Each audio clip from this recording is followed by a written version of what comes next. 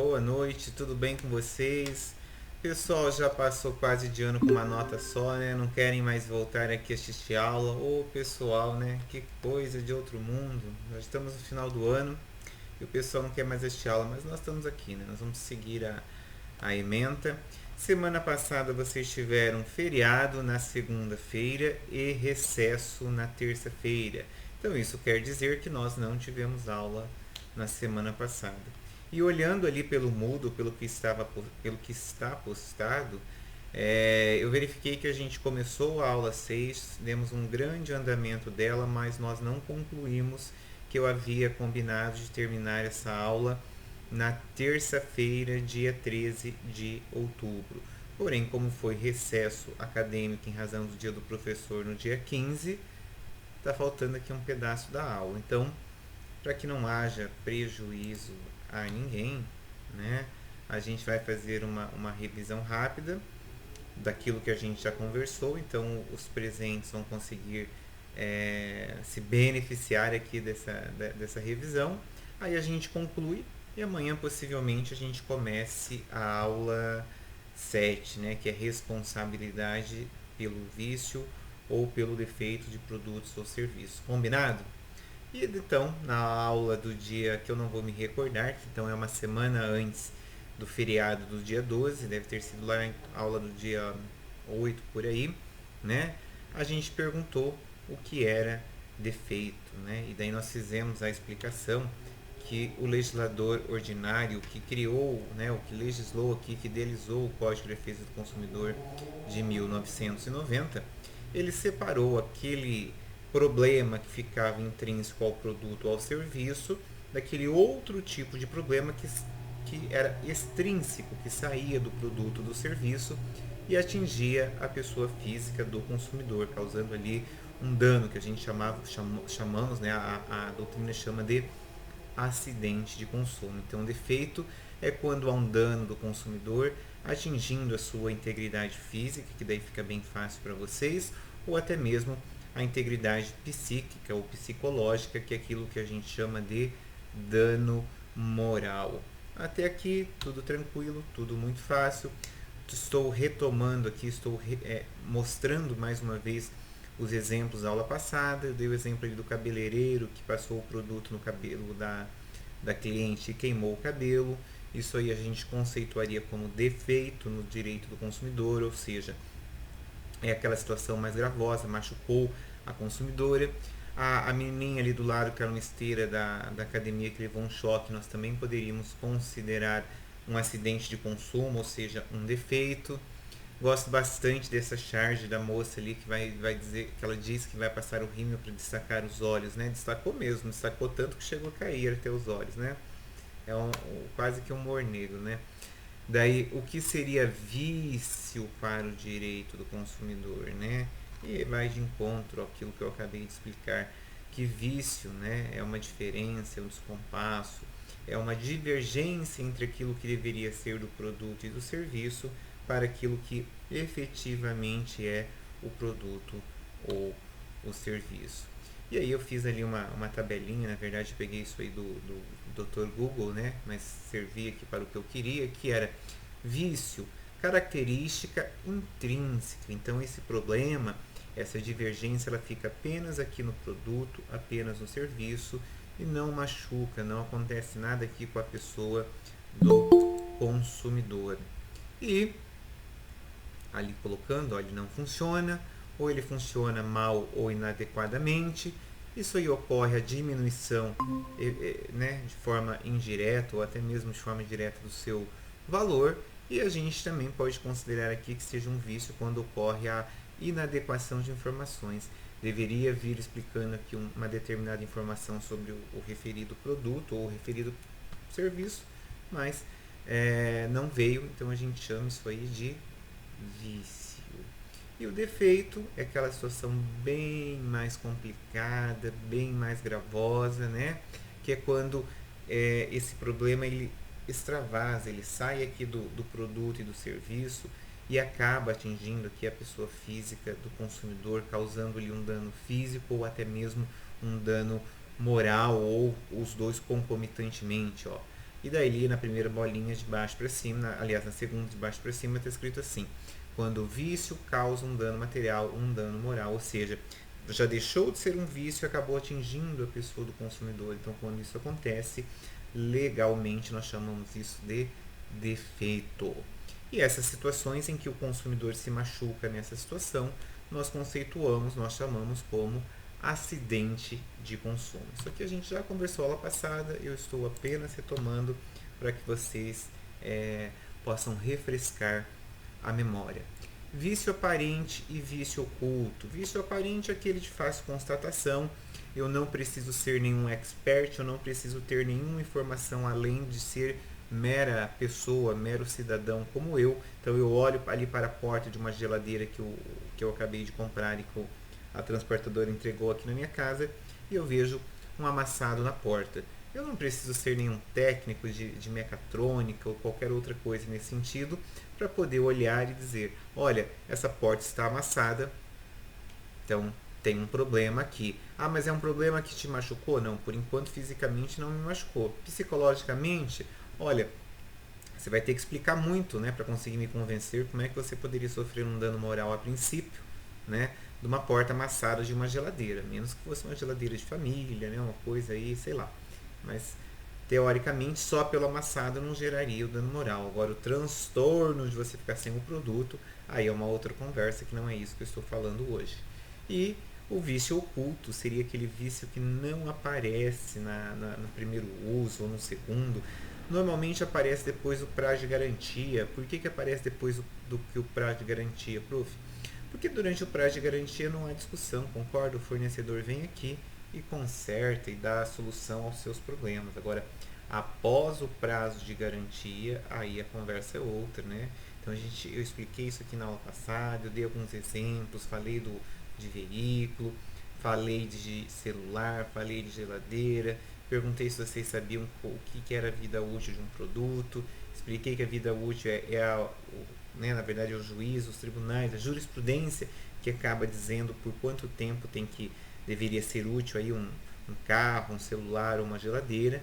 E quando ocorre aqui um problema que no linguajar popular a gente chama de defeito de fabricação, mas às vezes não é, né? Às vezes é justamente ali em razão daquele produto ali, às vezes é uma falha até no próprio projeto, né? Não se sabe, só sabemos que quando ocorre o vício oculto, o que é o vício oculto? Quando aparece um problema, né, que não está mais coberto aqui pelas garantias do fornecedor. E aí, se você fizer a prova, que na verdade quem vai fazer essa prova é ele, né? Porque no direito consumidor a gente tem inversão do ônus da prova. Se ele provar, né, que por exemplo, que a sua geladeira queimou porque houve oscilação na tensão, ou porque você ligou ela no 220 e ela é 110, aí a conversa é outra. Nós estamos partindo aqui do pressuposto de uma geladeira que tinha 12 meses de garantia e vem a parar de funcionar aí, sei lá, com 18 meses, então ela está 6 meses fora da garantia. Não é para uma geladeira perder a sua vida útil com 1 ano e 8 meses, né? A geladeira custa aí 2, 3 mil, então não é assim que as coisas funcionam, né? Dos artigos 18 e seguintes, então 18, 19, né, vai até o 20, 23, 24, a gente vai estar falando de vício. Do artigo 12 ao artigo 17, né, porque o 18 já faz parte do vício, a gente vai falar de defeito, de dano moral, nós vamos falar várias coisas. Isso aqui a gente já conversou lá passada, hein? O artigo 12 começa a aparecer ali, ó, a palavrinha independentemente de culpa. E daí eu expliquei para vocês que esse independentemente de culpa nada mais, nada menos do que a responsabilidade objetiva do fornecedor. Eu não quero saber por qual problema que você está dizendo aqui para mim que a geladeira veio amassada. Eu só quero saber que eu comprei uma geladeira sem o amassado. Resolve aqui o meu problema, porque não fui eu, não é culpa do consumidor. E aí você vê o que você faz aí com a transportadora ou com quem é que amassou. Sei que eu não fui, quero um produto bom, quero um produto aí da maneira que eu comprei. Então, o artigo 12, né, ao 14, eles vêm trazendo aqui a questão da responsabilidade objetiva. Quando a gente está pensando em 12, nós estamos falando ali, ó, fabricante, produtor, construtor, nacional ou estrangeiro, respondem independentemente de culpa. Então eu não quero saber se ele tem culpa ou não tem culpa. Eu quero saber que ele vai vir a responder porque ele me vendeu aqui esse produto, porque a gente quer resguardar aqui o consumidor, né? Então o código, o próprio nome já diz, Código de Defesa do Consumidor. Então nós queremos resguardar aqui a parte mais fraca. A gente conversou também na aula passada que no parágrafo 2º do artigo 12 estava escrito assim, ó: o produto não é considerado defeituoso pelo fato de um produto de melhor qualidade ter sido colocado no mercado. Eu dei um exemplo lá, que a gente vai e compra o celular, compra aí o notebook de última geração e 6 meses, um ano depois a gente já tem ali um lançamento de um outro objeto, um outro produto melhor do que o que a gente comprou, né? E o que a gente comprou vai ficando para trás, vale menos. Então não é porque o meu celular é um iPhone 11, né? Aí está lançando já o 12. Eu não posso vir aqui dizer, olha, o meu celular tem um problema, ele tem um vício, ele tem um defeito. Por que teria? Ah, porque já tem um iPhone 12. Não, isso não é justificativa. Lançou um mais moderno? É? Paciência, isso aí é a lei do mercado, lei da oferta e procura, né? Na verdade aqui, ó, essa que eu passei rapidinho, a gente também conversou, mas eu vou falar mais uma vez, porque eu acho importante, ó. O consumidor pode exigir a troca imediata do produto quando ele verifica um vício. E aí, no linguajar popular, a gente tem a impressão que parece-me que sim, mas aqui no direito do consumidor a gente vai ver que não. Por que não? Porque o fornecedor tem o direito, né, de ter 30 dias ali, que é o que a gente chama de prazo de assistência técnica, para ele resolver o problema. Não necessariamente vai te dar um aparelho, um celular novo, né, ou um outro produto. Ele pode consertar, que nem a geladeira, ele pode desamassar, pode pôr uma porta nova, eu não sei o que ele vai fazer. Mas se ele quiser, ele pode, a lei lhe assegura esse direito de resolver o problema. E aí a gente parou mais ou menos por aqui, ó. Quais são as excludentes de responsabilidade do fornecedor? Quando é que o consumidor pode se livrar aqui do problema e não ter que te indenizar, não ter que trocar, não ter que resolver aqui a assistência técnica? Tem um pessoal querendo entrar e por que eles não entram?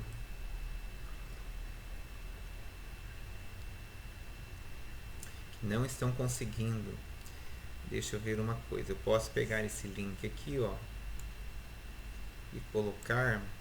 Vou colocar aqui na conversa, ó, que daí vocês podem copiar e mandar para eles, porque, ó, alguém que estiver aí, porque a gente acabou ficando sem grupo esse ano, né, grupo de WhatsApp, peguem aqui o link, eu acabei de copiar esse link aqui que está aberto aqui na minha tela.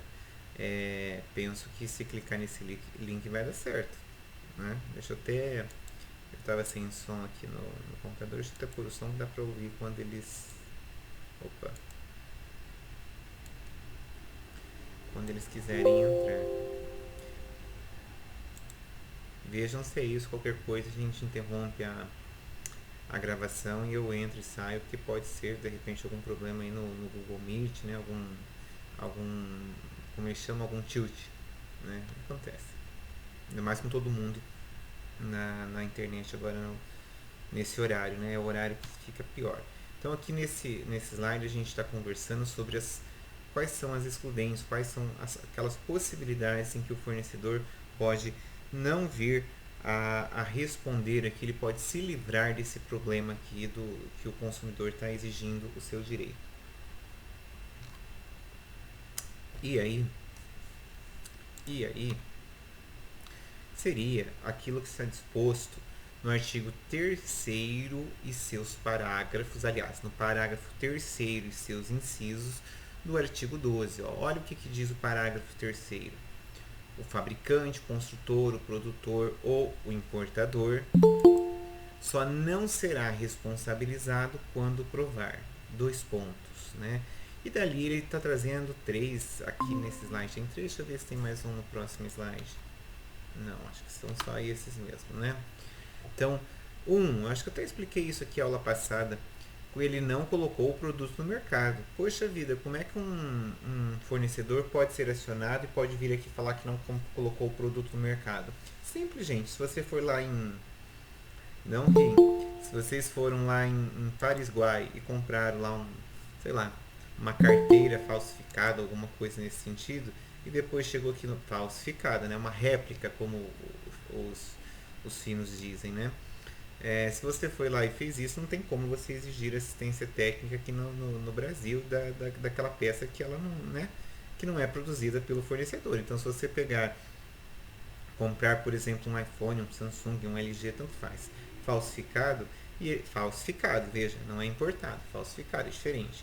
E ele vier a dar problema, se você levar ele na assistência técnica, qual vai ser a explicação da assistência técnica? Olha, nós não vamos consertar isso aqui porque não fomos nós que colocamos esse produto no mercado. Esse produto é falso, é falsificado. Então, cuidado com isso, porque quando isso ocorre, o fornecedor não é obrigado a fazer nada. É uma das causas, né, causas de excludente de responsabilidade.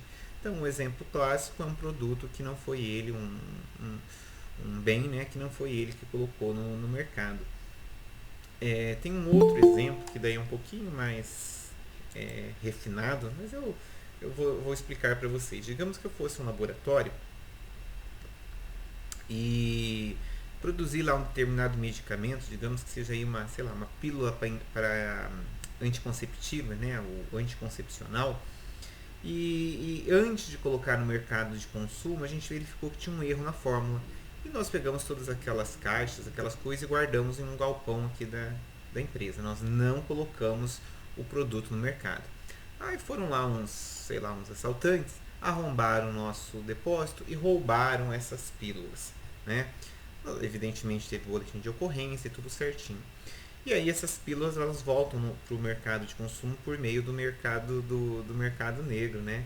E de repente alguém ali pode tomar aquela pílula, uma mulher casada, sei lá, uma moça, e pode vir a engravidar.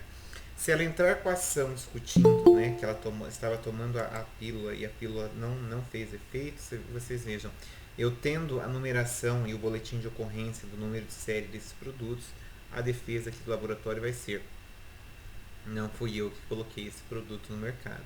Eu justamente não comercializei porque ele tinha um erro aqui na fórmula, conforme laudo, né?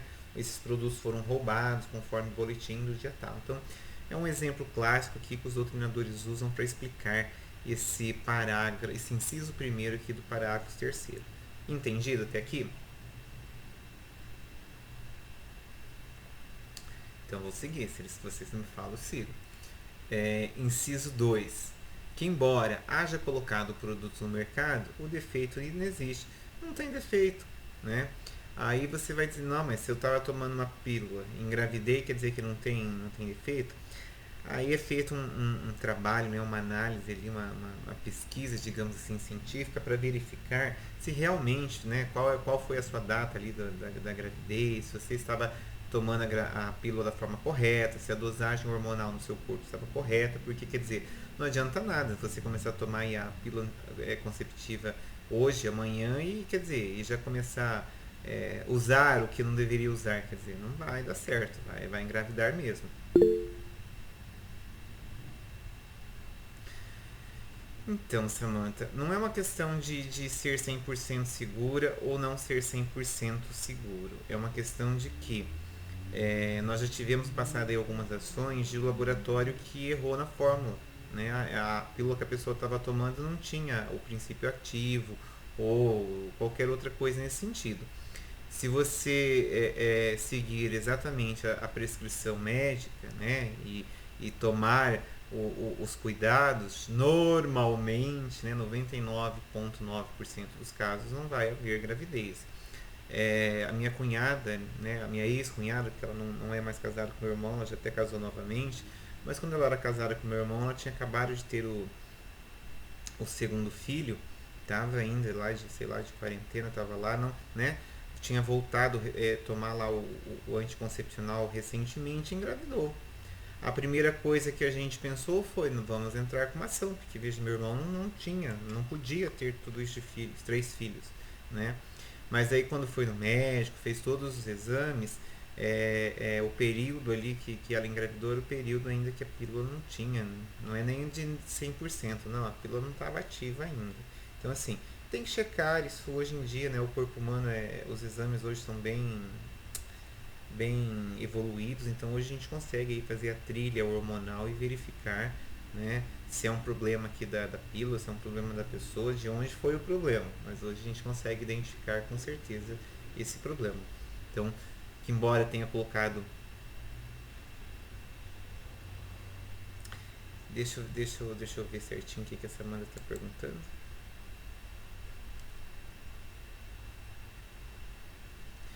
Se a medicação, se você tiver uma reação que deixa dano, você leva à justiça o médico ou laboratório. Depende de que tipo de dano. Então vamos lá. Digamos que... vamos pensar um pouquinho. Digamos que eu tenho alergia a uma determinada substância, né? Então, digamos que eu seja alérgico a uma determinada substância e o médico não tomou o cuidado ou de me perguntar ou de fazer exames nesse sentido. Quem está errado é o laboratório ou o médico? O médico, né? O médico, porque ele que deveria ter tomado essa cautela. Agora, se o laboratório no princípio ativo ali existe, por isso que a vacina do Covid, gente, já não está em circulação, porque tem que se ponderar a efetividade da cura e a possibilidade ali de riscos de danos colaterais, né? Então, digamos que um medicamento ali tenha danos colaterais e o laboratório não informou. Como assim não informou? Digamos que as pessoas que tenham, sei lá, não pode ser tomado por, isso acontece bastante, não pode ser tomado por gestante, né? O gestante, lactante, que está dando de mamar, e o laboratório não informou, né? E o médico, aí você vai dizer, mas o médico deveria saber.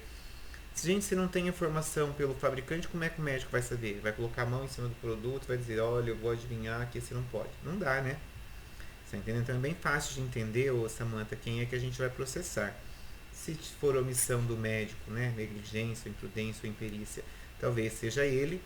E se for do laboratório, aí é responsabilidade objetiva, né? Aí fica mais fácil dele responder.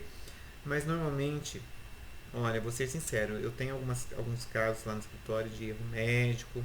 De laboratório eu não tenho, olha que interessante, não tem. Mas de erro médico eu tenho e assim, quem decide um processo como esse não é um juiz, é a perícia. Tá? E a perícia, infelizmente, é feita por outro médico. Então, assim, né, não sei se as coisas vão do jeito que a gente pensa que deveria ir. Mas a gente não pode desistir aqui do ideal de justiça e pensar que, que né, se eu fosse perito eu ia fazer o que é certo. Então, vamos pensar dessa forma. 3. Inciso 3. Culpa exclusiva do consumidor ou do terceiro. Então, a culpa do consumidor também é uma excludente. Então, por exemplo, eu não falei, o médico me perguntou que eu era alérgico a, sei lá, penicilina, e eu não falei para ele. Como eu não falei para ele, ele foi lá e aplicou em mim, e tive lá uma reação, tive um problemaço. Entende? Então, é culpa do médico? É culpa do laboratório? O médico perguntou, eu que não falei que não tinha nada. Na verdade, eu tinha. Então, aí cairia dentro ali da terceira hipótese, que seria culpa exclusiva do consumidor. Você vai e derruba seu celular no chão e trinca a tela. Você pode lá acusar o fabricante, que a tela é muito frágil, que a tela já estava trincada? Não dá, né? Não dá. Eu vou falar da EPA, porque eu tenho produtos da EPA e já vi ela fazendo as coisas dessa forma. Não foi com o meu, foi com o João. Ele também tem um Apple Watch e um dia ele olhou para a tela do relógio dele e ele viu um trinco. E aí ele levou lá na assistência técnica para ver quanto ficava para arrumar. Né? Ele não estava pensando em assistência, ele estava pensando em realmente trocar, porque ele viu um trinco ali na tela que era pequeno, mas existia. A assistência técnica olhou a numeração de série do relógio dele e falou que, olha, esse relógio, se for trinco na tela, a EPO está substituindo o relógio todo porque entendeu que existia ali a possibilidade de ter um problema na tela do relógio. E daí trocaram o relógio para ele. Claro que demorou ali uns 10, 15 dias, mas chegou um relógio novinho na caixa, igual ao que ele tinha. Então, por isso que a EPO é uma das maiores empresas aí, digamos assim, mundiais de lucro e tantas outras coisas, pela política que ela tem ali com relação ao consumidor. Então, são benefícios, mas os produtos custam mais caro. Tem mais tecnologia, tem mais valor agregado, né? Não estou falando que as outras marcas são ruins. Estou dando um exemplo que eu já vivi, que eu presenciei, que realmente funciona dessa forma. Então, se eu fosse vocês, eu anotava aí no seu caderno que nos parágrafos do artigo 12 estão as excludentes, né, as desculpas, as saídas para o fornecedor. E antes ainda de Deixa eu ver que não vai. E quais são as responsabilidades do fornecedor? Como assim, Juliano? Na verdade, aqui eu vou falar do artigo 13, que é a questão do comerciante. Ó. O artigo 13 ele vem trazer responsabilidade para o comerciante. Olha que interessante, o comerciante não fabricou nada, o comerciante simplesmente está revendendo ali produtos e por que ele vai ter responsabilidade? Então vamos lá, ó. Artigo 13, caput. O comerciante é igualmente responsável nos termos do artigo anterior quando, dois pontos, inciso 1, o fabricante, o construtor, o produtor ou o importador não puderem ser identificados. Então, quando você vai lá e compra um pé de alface no mercado, se ele não tiver aquele saquinho com o CNPJ lá, com o nome do fabricante, você não vai saber quem que trouxe ele. E se você ali tiver um envenenamento ou uma intoxicação, por exemplo, por agrotóxicos, com certeza você vai buscar aqui a responsabilidade. Ah, mas eu não sei quem produziu, eu vou acionar o mercado. Entendeu? Estão vendo? Eu vou aplicar o inciso primeiro, se eu não consigo identificar quem produziu, meu processo vai contra quem me vendeu, comerciante. Inciso 2, o produto for fornecido sem identificação clara do seu fabricante, produtor, construtor, importador.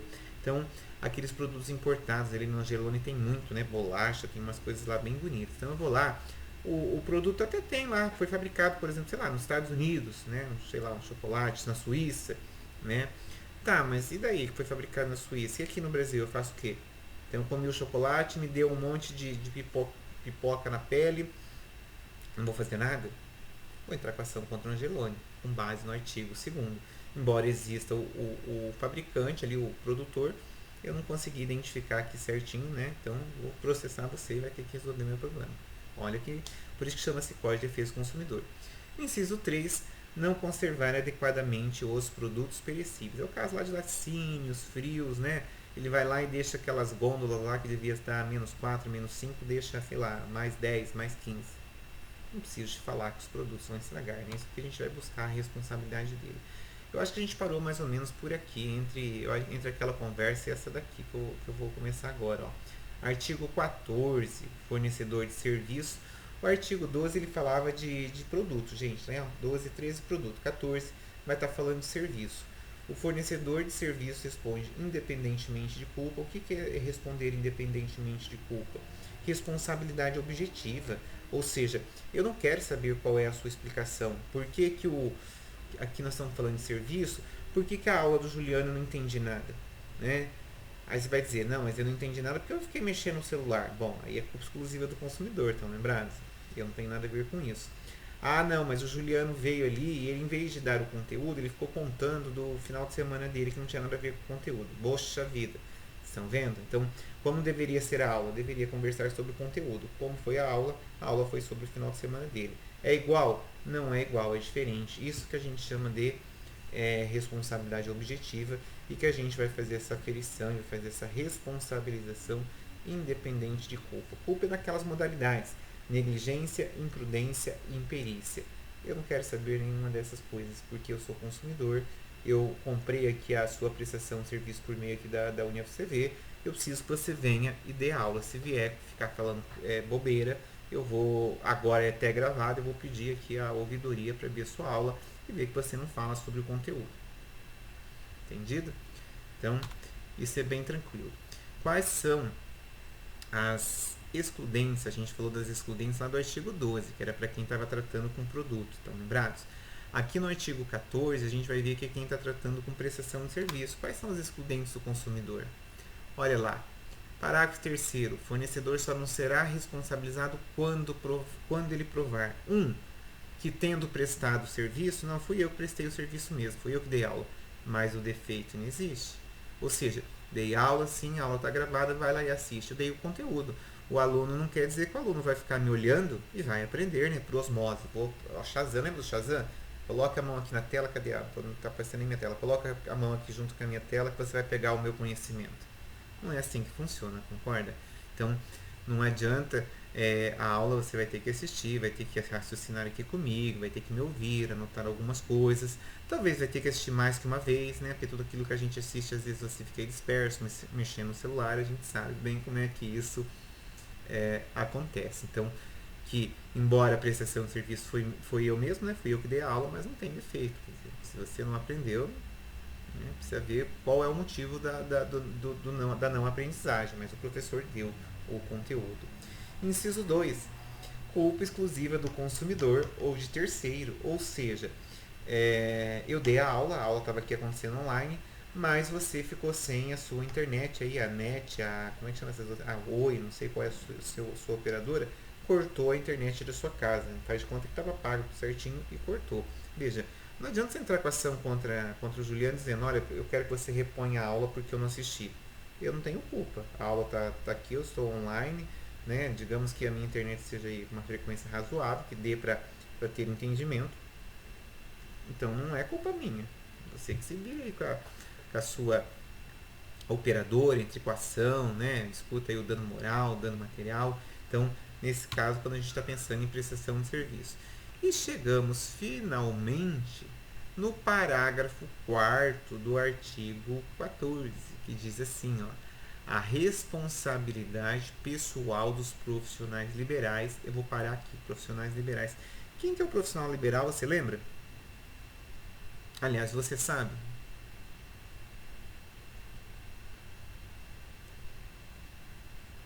Gente, o profissional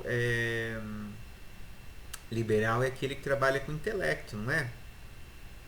Não é aquele lá do parágrafo único do 966? Também não será empresário quem exerce atividade intelectual, que pode ser científica, literária ou artística. É ou não é? É. Então, nesses casos, a responsabilidade não vai ser de forma objetiva. O que é de forma objetiva? Eu não quero saber qual é a sua justificativa. No caso de profissionais liberais, a responsabilidade será aferida mediante culpa. Culpa na modalidade negligência, imprudência ou imperícia. Então, imprudência, sei lá, eu coloquei a minha aula aqui para rodar, digamos que seja uma aula gravada, e nem fui lá, nem me toquei que eu postei a aula errada. Então eu fui imprudente, concorda? Devia ter prestado atenção, deveria ter conferido se a aula estava certa, se era o mesmo conteúdo, se a aula subiu certinho, até por isso que eu prefiro postar os links para vocês, que daí as aulas já estão lá no meu canal do YouTube, porque daí não há problema de discussão com relação a tamanho, né? As aulas estão lá disponíveis, qualquer um pode acessar de qualquer lugar. Não dá para falar que a aula ficou muito grande, muito pesada, que o meu servidor não carrega ou que o Moodle não aceita. As aulas do canal do YouTube, qualquer pessoa pode acessar aí até pelo celular, que eu acho que até acessa mais fácil.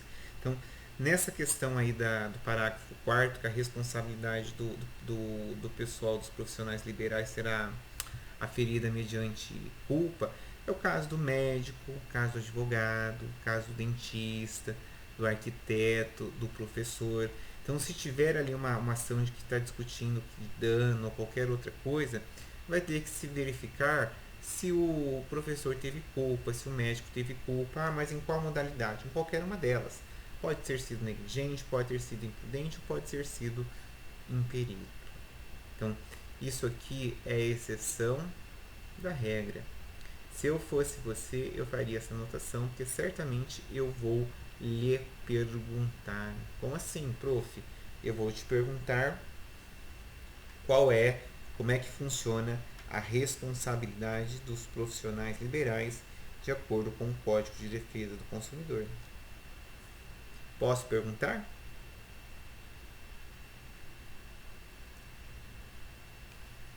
Eles nem me respondem, eles estão jantando. Deixa eu ver por que eu não falei do parágrafo primeiro. Eu preciso falar. Ó, parágrafo primeiro do artigo 14, ele diz assim, ó, parágrafo primeiro. O serviço é defeituoso quando não fornece a segurança que o consumidor dele pode esperar, levando-se em consideração as circunstâncias relevantes, entre as quais. Então, o serviço, a prestação aqui de serviços, a gente vai considerá-la defeituosa quando ela pode trazer aqui algum risco, algum dano para o consumidor. Prof, mas como é que sua aula pode se tornar perigosa? Sei lá, se eu começar a falar aqui absurdos, né, induzir os alunos a absurdos, sei lá, colocar aqui uma imagem subliminar, né, colocar ali atrás de mim um painel passando alguma coisa, né, bem rápido. Isso aí não é possível, é mensagem subliminar, quer dizer, isso aí eu estaria trazendo danos aí aos consumidores, aos alunos da UniFCV. Quando for o quê? Espera lá.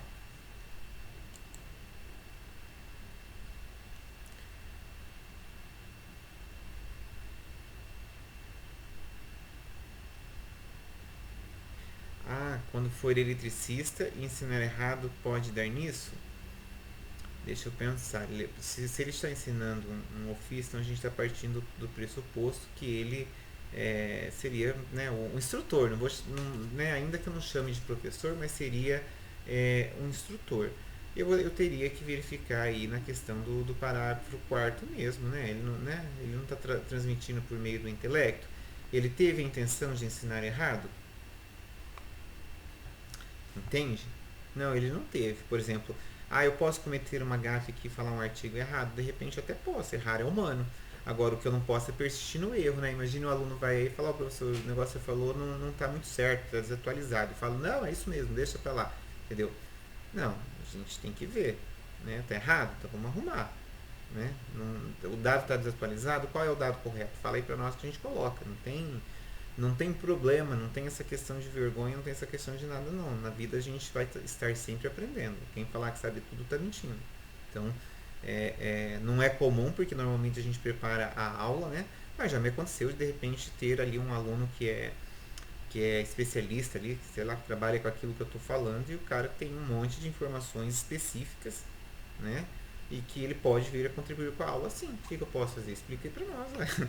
Não é? Se você é quem sabe, eu preparei a aula nesse sentido. Se você tem outras informações mais interessantes ou mais específicas, conta aqui para nós que a gente já agrega, eu já aprendo também. É assim que as coisas funcionam, penso eu. Parágrafo. Ah, tá. Daí esse parágrafo primeiro que eu acabei de ler, que é o parágrafo primeiro do artigo 14, ele tem inciso 1, inciso 2 e inciso 3. Inciso 1 ele diz assim: o modo do seu fornecimento. Inciso 2, o resultado e os riscos que razoavelmente dele se esperam. Inciso 3, a época em que ele foi fornecido. Então isso aqui está falando com referência ao serviço, né, à prestação de serviço. E o parágrafo segundo está dizendo assim: o serviço não é considerado defeituoso pela adoção de novas técnicas. Então, lembra que lá no inciso 12 eu disse que se aparecer um produto melhor, né, o seu produto, aí, o seu iPhone, o seu notebook, ele não é considerado defeituoso. Aqui na prestação de serviço a gente segue o mesmo raciocínio. Não é porque uma técnica nova surgiu ali para um determinado problema, para uma determinada solução, e que a sua técnica antiga ela é defeituosa, que ela tem problema, concorda? Ah, como assim, prof? Então tá, se você pegar as minhas aulas lá do mês de março, abril, que estão lá no meu canal, não tem problema, deixei lá disponível, você vai ver que a qualidade da imagem, da internet, do som é pior. Você vai dizer, mas hoje também não é bom. Hoje o que atrapalha é a internet, gente. Não existe aula online que ela seja 100% tem a resolução ali, tem o som, tem o tempo ali de 100%. Por isso que até quem faz EAD, as aulas são gravadas e não transmitidas online. Uma ou outra que são online. Por isso que a gente chama isso aqui de ensino remoto e não de ensino EAD. Concorda? Tem essa diferença que é bem importante. Então, na aula gravada eu vou estar gravando sozinho, não tem internet, então evidentemente que som, imagem, tudo vai ficar bom. No online, quer dizer, eu não sei como é que está a internet aí, a minha de vocês, não sei como é que está o tráfego né, aí dos dados. Eu estou tentando dar a aula, né? Se você estiver acompanhando e me ouvindo, vai dar certo. Então, nesse sentido, é que não é porque tem uma técnica nova, uma técnica melhor, que a técnica anterior se tornou defeituosa, se tornou com problema. Era isso. Olha só. Poxa vida, professor. Mas já acabou? Essa aula não tem muita dificuldade, porque na verdade eu fracionei, né? Porque o artigo 15 é vetado, o artigo 16 é vetado. Então, o que é o artigo vetado? Quando a lei foi promulgada, o presidente da época, que no nosso caso do Código de Defesa do Consumidor foi o Fernando Collor de Mello. Fernando Collor de Mello, estava confundindo com o Fernando Henrique. Não, Fernando Collor de Mello. Ele vetou o artigo 15 e vetou o artigo 16. O artigo 17 diz o seguinte: para efeitos dessa seção, equiparam-se a consumidores todas as vítimas do evento. Então, como assim todas as vítimas do evento? Aqui é o que a gente chama de equiparação do consumidor. Então, cai lá um avião em cima ali da sua casa. Poxa vida, você vai entrar com a ação contra a companhia, vou ter que fazê-la pelo direito civil? Não posso equiparar aqui, não posso ter consumidor? Pelo artigo 17, ainda que você não esteja na aeronave, ainda que você não tenha comprado um bilhete, ainda que você não tenha nenhuma relação jurídica, pelo menos preliminar ou principal ali com a aeronave que é na sua casa, você pode buscar ali o direito do consumidor e fazer a sua equiparação às vítimas ali do evento com base no artigo 17. Isso é bem interessante, não é tão usual assim, mas existe essa possibilidade aqui desse exemplo que eu estou dando. Dúvidas, perguntas, que como a gente tem aula hoje e aula amanhã eu começo a aula, começo e termino, né? Aula 7. Não vou começar aqui a atropelar ela ali em 15 minutos.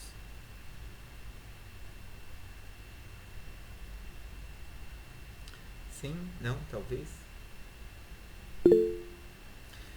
Eu acho que eu não postei ainda para vocês de ADM e economia, mas eu vou postar. Eu tenho uma aula que eu gravei acho que no primeiro semestre desse conteúdo. Eu coloco lá como aula complementar.